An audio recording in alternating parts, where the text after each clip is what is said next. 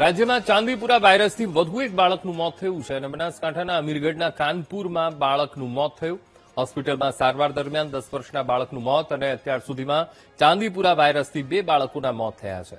ચાંદીપુરા વાયરસના કહેરથી આરોગ્ય વિભાગ દોડતું થયું અને જિલ્લા આરોગ્ય વિભાગની ટીમે સર્વે હાથ ધર્યો છે.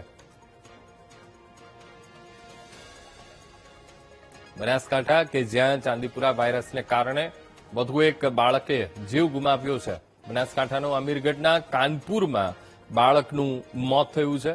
હોસ્પિટલમાં સારવાર ચાલી રહી હતી. આ 10 વર્ષના બાળકની અને સારવાર દરમિયાન તેનું મોત થયું છે. આજ મુદ્દે સંવાદદાતા મોગજી ફોન લાઈન પર. મોગજી, અમીરગઢના કાનપુરના બાળકનું ચાંદીપુરા વાયરસને કારણે મોત થયું છે. શું મામલો મોગજી અને કઈ દિશામાં તપાસ?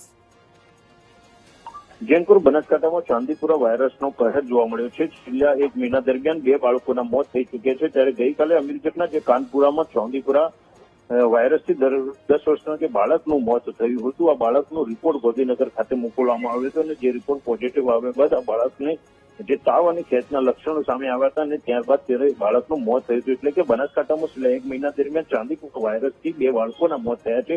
આરોગ્ય વિભાગ દ્વારા અત્યારે જિલ્લામાં અલગ અલગ જગ્યાએ 47 જેટલી ટીમો બનાવીને તપાસ હાથ ધરવામાં આવી છે. પરંતુ જે પ્રકારે આ ચાંદીપુરા જે વાયરસ છે ને તેના કારણે જે બાળકોના મોત થઈ રહ્યા છે તેમાં 1 મહિનાની અંદર જ 2 બાળકોના મોત થતા આરોગ્ય વિભાગ હરકતમાં આવ્યું છે અને સમગ્ર વિસ્તારમાં અત્યારે તપાસ હાથ ધરી છે. જી બિલકુલ મોગજી, સમગ્ર માહિતી સાથે જોડાવા બદલ આપનો આભાર.